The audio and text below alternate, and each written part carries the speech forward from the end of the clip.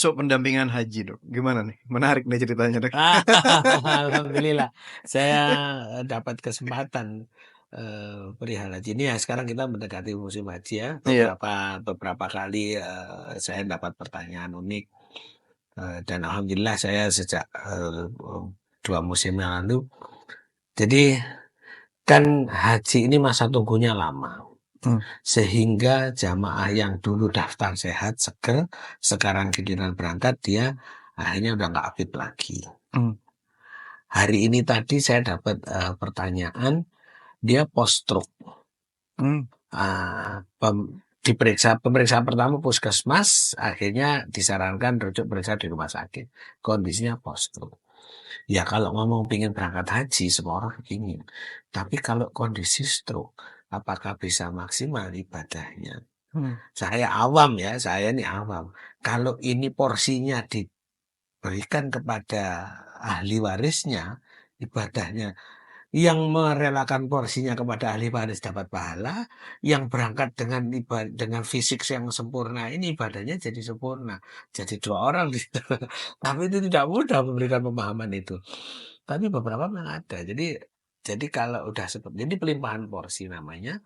Kalau dulu orang seperti ini harus periksa medical check up ke rumah sakit, sewa mobil, terus kemudian daftar, karena tidak pakai rujukan, jadi kan umum kan ya. Udah gitu periksa lab, foto, EKG, USG bahkan, terus kemudian dinyatakan tidak layak berangkat, porsinya baru diserahkan. Dulu seperti ini, hampir 1 juta ini. Biayanya 1 juta untuk mendapat pernyataan tidak layak berangkat. Iya. Sejak tahun lalu saya mendekatkan ke Kemenak, saya bisa bantu. Bersurat saja kepada direktur rumah sakit, kemudian direktur rumah sakit akan menugaskan tim untuk melakukan pemeriksaan di rumah. Suratnya kita buat, tanda tangan direktur pemeriksa, mengetahui direktur, kita serahkan. Jadi pasien nggak perlu sengsara dibawa ke rumah sakit, sewa mobil, bayar ini itu, surat keterangan sudah bisa diterbitkan, diakui, porsi sudah bisa dilimpahkan. Dok, apa terima, Dok? Sudah nunggu-nunggu, sudah bayar, terus tiba-tiba keluar ini tidak ya, layak haji, terima Nah, ada tuh orangnya? ini memang yang ini ada 2 versi. Memang ada yang permintaan keluarga. Jadi gini, kan porsi haji itu nunggu lama, rentan untuk diperdagangkan, diperjualbelikan, boleh dilimpahkan dengan alasan kuat dan hanya kepada ahli waris. Nah, untuk melimpahkan kepada ahli waris ini, kesehatannya harus di medical check up. Untuk disimpulkan berpenyakit tetap, tidak layak berangkat, tidak mandiri, akhirnya Kemenak atas dasar itu melimpahkan porsi kepada ahli warisnya. Jadi itu seperti itu. Nah, ini memang yang ini. Jadi saya kalau melakukan pemeriksaan itu, Pak, ini diperiksa ya, sudah tahu ya, ini nanti dilimpahkan ke siapa gitu, ke anak saya. Saya harus tanya itu supaya saya enggak khawatirnya ada konspirasi ngibulin orang tuanya. Saya harus tanya anak-anaknya itu. Ada yang ya ke anak saya sambil nangis itu, ada gimana dia udah stroke, udah ada gangguan, diikat kayak gitu. Terus kemudian nanti tanya gitu ya. Itu jadi itu yang mau ya? Yang mau. Yang nggak mau ya seperti hari ini tetap mau berangkat. Tetap saya sampaikan di sana itu ibadah fisik. Ya untuk menjadi sempurna ibadahnya itu harus melalui serangkaian ritual yang memerlukan fisik yang cukup. Kalau seperti ini ya tetap itu enggak kok pengen berangkat ya. Tetap maksa, Dok ya? Jadi gini, pemeriksaan pertama itu di puskesmas, kemudian dirujuk ke rumah sakit, nanti yang menyatakan istitoah sehat ini Dinkes. Jadi kita sebagai pemeriksa harus profesional, udah mendiagnosa saja dia sakitnya apa gitu. Nanti yang menyimpulkan Dinkes. Tahun 2023 kita menghadapi calon jamaah haji dengan TB MDR. Clear TB MDR. Wah, nggak terima dia periksa di Surabaya, ternyata hasilnya di Surabaya negatif. Wah, Waduh, itu dikonfrontir, waduh heboh. Sampai tapi akhir sudah keluar, Dok? Sudah keluar ini? Istitoah sudah apa eee, larangan nah, yang waktu 2023 itu kan bayar dulu, baru dinyatakan istitoah. Lah, oke. sudah lunas nih. Nah, udah Aduh, lunas dinyatakan nggak istitoah kan, nah, orangnya ya itu tadi, nggak TP MDR nggak tapi terima lah. fisiknya bagus. Jadi ya Heeh. itu, berat sekali. Akhirnya dia berangkatkan di kloter-kloter akhir. Oh, berangkat? Ya, nah itu nggak bisa menghadapi. Ini Madura itu. Madura Power itu. Madura Power itu. Itu kita dikirimi videonya. Itu dikirimi di videonya. Mulai pelepasan di rumahnya dikirimi videonya. Mulai pelepasan Waduh, di masjid itu. waduh, Masuk asrama haji. Nggak pakai masker. Udah nggak tahu itu waduh. orang sak pesawat gimana ceritanya itu. Kalau dia Oh, pakai mungkin masker. bagi-bagi barokah mungkin, Dok. Ya, sudah itu akhirnya. Itu ada, itu waktu saya bertugas di tahun Wow. 2023. Harusnya masuk SUB 5, Dr. Furqon. Iya. Dr. Dokter Furqon berangkat juga Dr. ya Furqon waktu itu seperti ya? baru ya, beliau wah sudah ketemu kiai dan sebagainya. Karena ini jamaahnya kiai besar. Dr. Furqon ya santrinya kiai yang tersebut. Jamaah yang TBMDR iya Santrinya santrinya juga? ada santri dokter dan santri TBMDR tapi kiai tetap menego ini supaya tetap berangkat. Wah, Jadi bukan iya iya iya. bukan berada di pihak santri yang dokter spesialis paru, Iya tapi iya. berada di ya karena haji itu tadi. Jadi itu Wah. tantangannya seru itu. Apa, Dok, ada hal yang paling terkenang nggak? Ya itu Masalah fisik ya, masalah fisik. nggih nggih. Jadi, itu yang lalu-lalu seperti itu, orang lunas baru dinyatakan istitoah. Tapi Ya, kalau yang baru ini istitoah dulu, dinyatakan sehat dulu, layak berangkat baru pelunasan.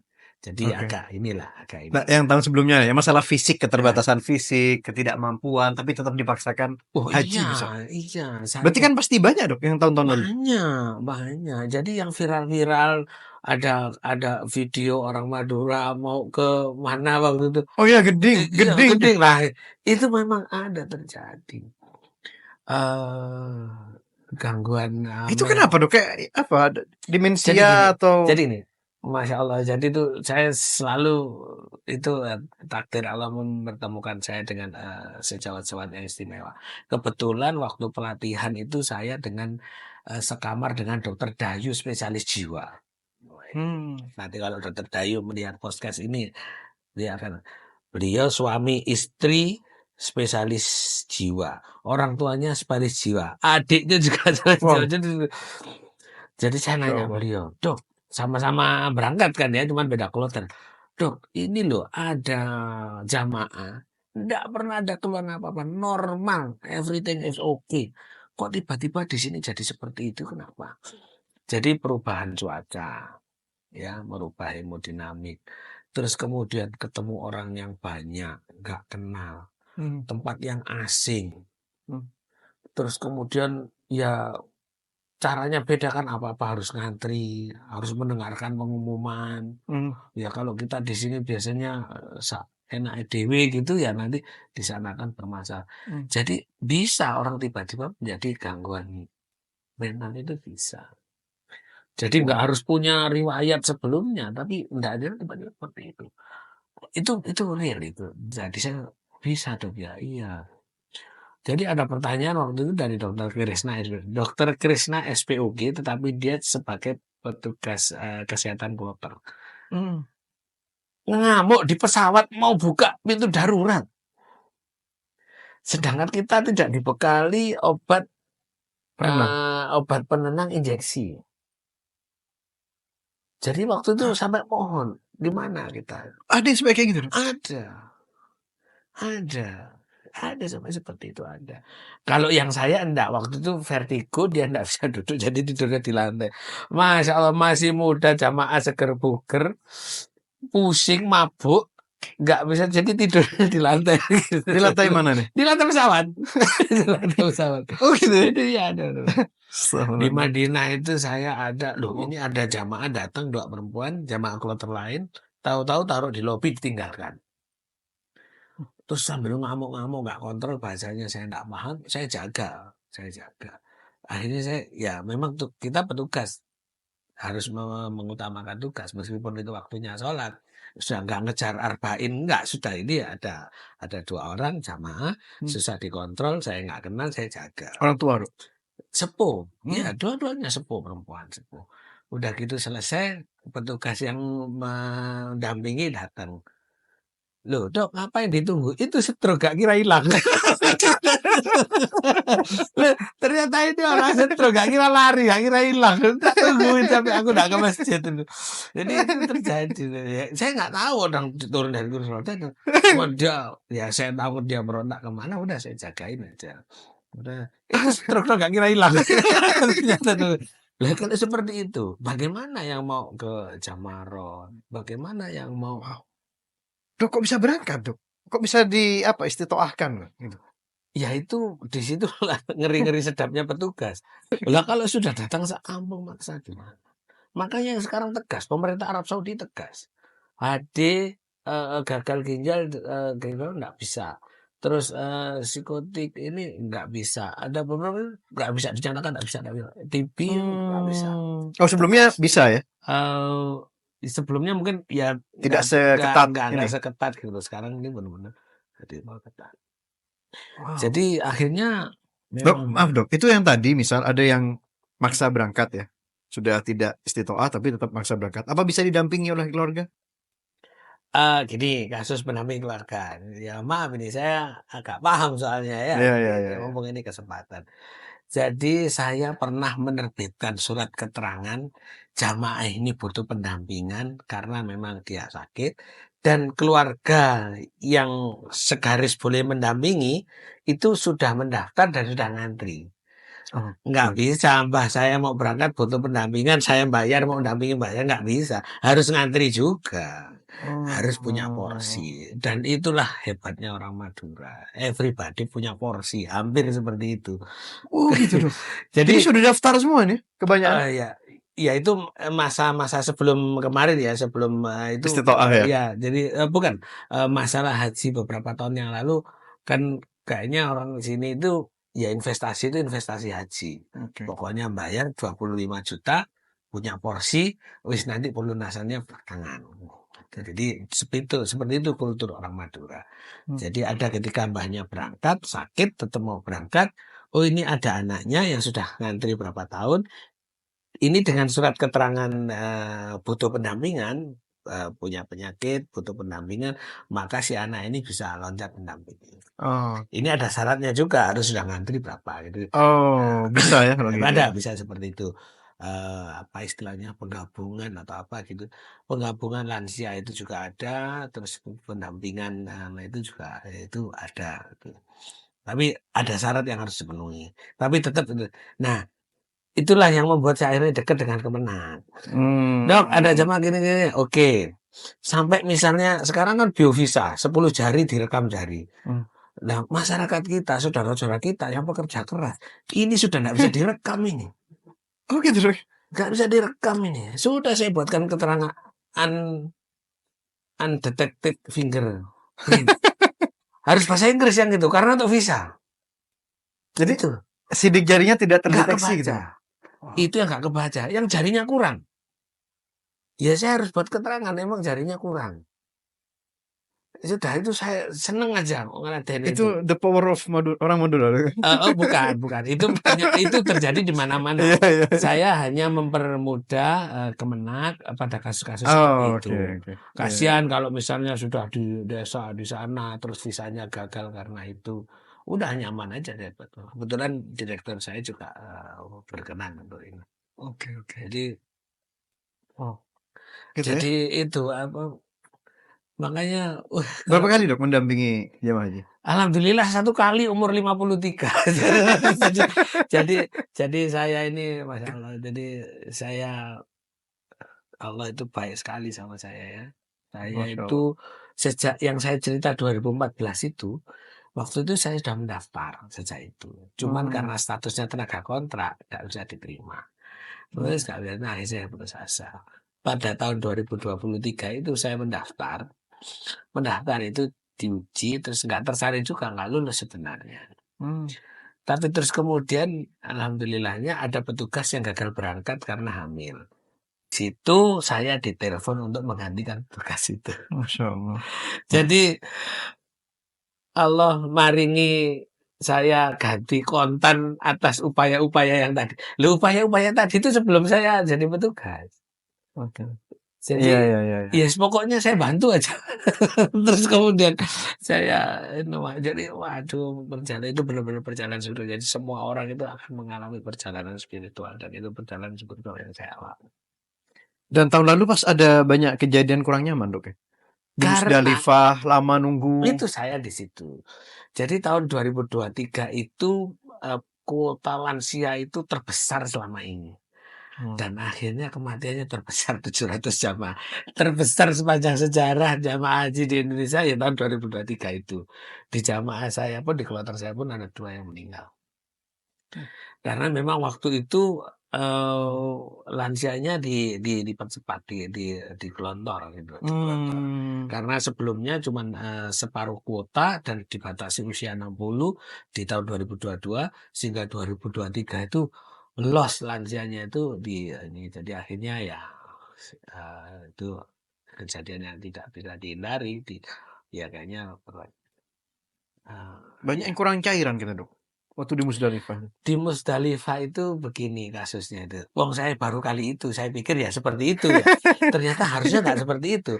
Kejadian terlantar di Musdalifah itu adalah kejadian pertama sepanjang sejarah. Wong saya itu jadi petugas sudah paham seperti ini ya. Jadi saya gatel aja mencari tahu. Jadi rupanya waktu itu bus ini terlambat jemput. Karena bus ini ambil job di luar.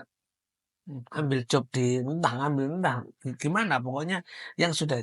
Jadi pada tahun 2023 itu pengelolaan haji pertama Arab Saudi diserahkan ke swasta. Swasta, ya muasasah swasta. Saya sampai diajak ke kantornya muasasah, mewah sekali seperti itu. Karena akhirnya saya dekat, dia banyak ya ngurusin orang sakit, ngurusin yang meninggal itu. Beliau welcome. Akhirnya saya sampai diajak ke nyari jenazah itu sehari semalam. Ketemunya di pusat forensik Arab Saudi, jauh di luar Mina. Jenazah jamaah kloternya saya. Kok bisa sampai susah gitu? Karena waktu itu meninggal, waktu itu kondisi memburuk, kita bawa ke UGD sama putranya meninggal di UGD. Karena sudah jelas meninggal di rumah sakit waktu itu hari Jumat. Saya bilang, Mas ini hari Jumat, kalau mau Jumatan ada masjid di dekat rumah sakit. Saya enggak suci, oke berarti kita pulang ke hotel. Sampean Jumatan di masjid dekat hotel, saya ngurus surat kematiannya Bapak. Saya ke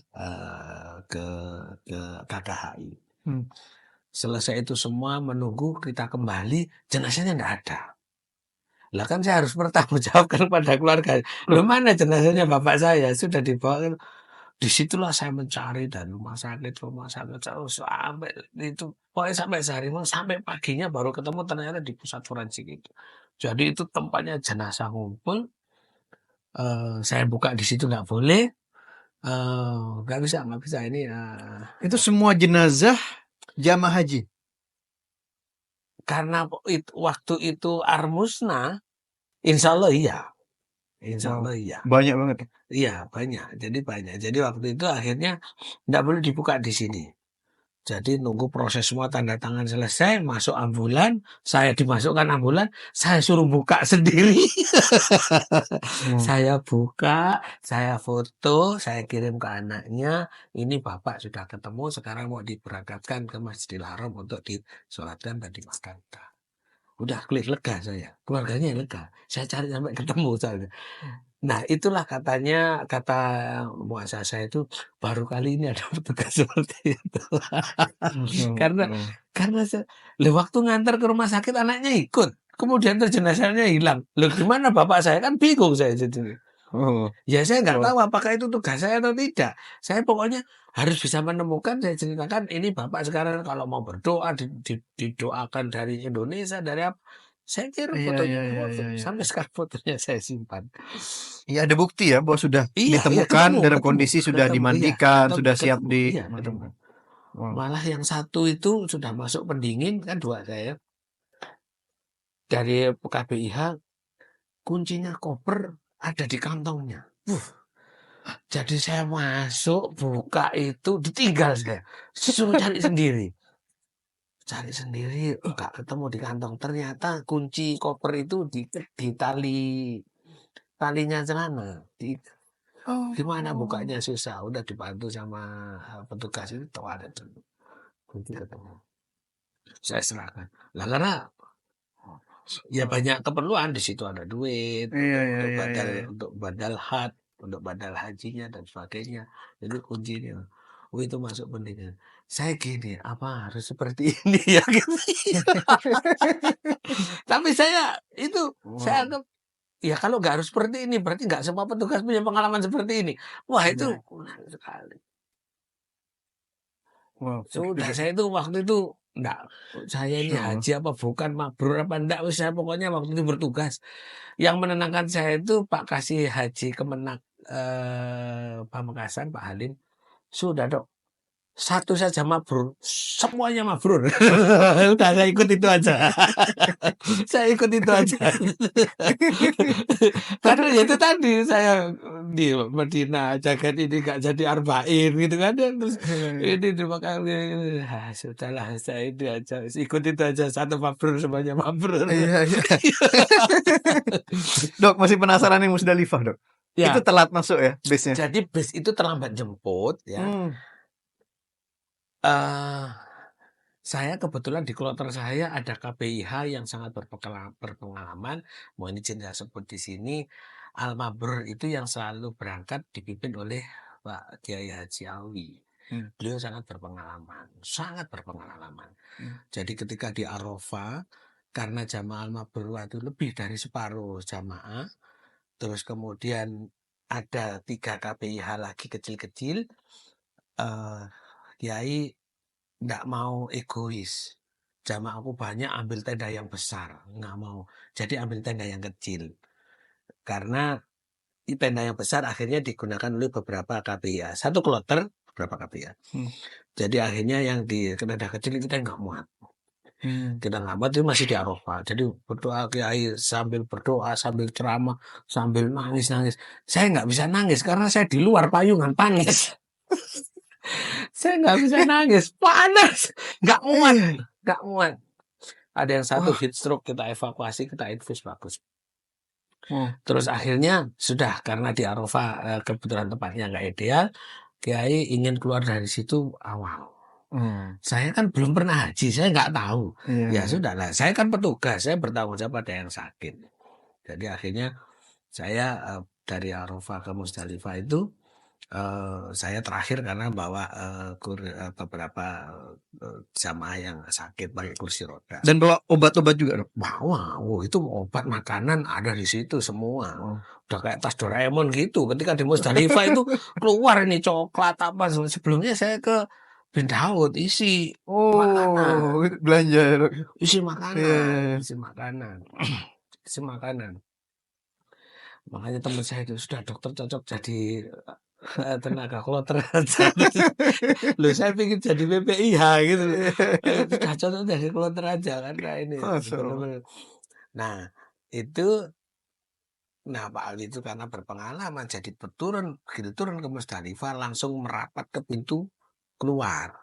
Nah sedangkan saya dengan Pak Haji Mudenar ketua kloter bawa 5 orang sakit di kursi roda tarik gini. Sudah masih belum lewat malam, kita istirahat di sini, tapi jauh dari pintu keluar. Orang-orang tambah banyak. Terus Pak ini sudah lewat tengah malam, sudah 1/3 malam. Nanti dulu masih rame. Sama ayo sudah siang. Terus ternyata itu tadi flow-nya lambat karena masjidnya ini jemputnya telat. Iya, yang rombongan Al-Mabrur tadi begitu sudah cukup waktunya, sudah langsung balik ke Mina. Nah yang saya bawa ini sudah orang bergelimpangan ini. Dok, ada orang nggak sadar. Kursi roda saya tinggal, saya nangani nggak sadar, cek GDA, tensi, udah nggak ada infus, nggak ada apa, sudah. Udah gitu kasih coklat, bangun semangat, nggak apa-apa ini, gedeannya aman, tensinya aman, ini kecapean saja, minum Oralin. Disitulah saya minum air bekas karena saya juga sudah kehabisan. Ada air bekas, kasih Oralin minum. Karena saya juga harus bertahan kan. Udah, oke aman ya. Itu enggak harus jamaah kloter saya, jamaah yang lain itu orang sudah Bergelimpangan, Dok. Nah, ya ini saya tinggal tercerai lagi, ketinggalan Iya, iya, iya, iya. toilet lagi. 5 kursi roda.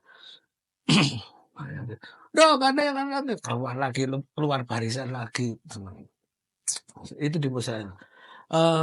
Udah siang, udah mulai terik, udah payung harus dikeluarkan. Jam 8, setengah 9-an bisa keluar dari situ. Ternyata itu masih bersyukur bisa keluar. Ternyata itu sampai siang. Yang Ada banyak yang sampai siang. ada sampai siang yang banyak baru kejadian itu. Jadi saya pikir saya ini masih beruntung saat itu bisa keluar jam segitu, belum terik. Tapi mau sudah panas. Iya, saya itu ada orang rumah sakit juga waktu itu, Haji Nanang, Haji Lulu. Ya gitu Pak Madu. Jadi asal ada orang sakit nggak sadar ya udah kita tolong. Jadi akhirnya ya memang majunya lambat karena orang sudah nggak ada ini yang sakit prioritas nggak ada sudah. Pada saat itu ada yang nakal nyerobot gitu, ya akhirnya udah disitulah kita diuji kesabaran. Jadi Musdalifah itu kejadian pertama karena keterlambatan bis karena bisnya ngejop di tempat lain, jemput jamaah yang lain. Iya. Nah, itu katanya yang kemarin sudah tidak terjadi. Jadi sudah terurai karena ketahuan sama. Jadi ke situ enggak ya biar tidak terulang lagi ya kejadiannya.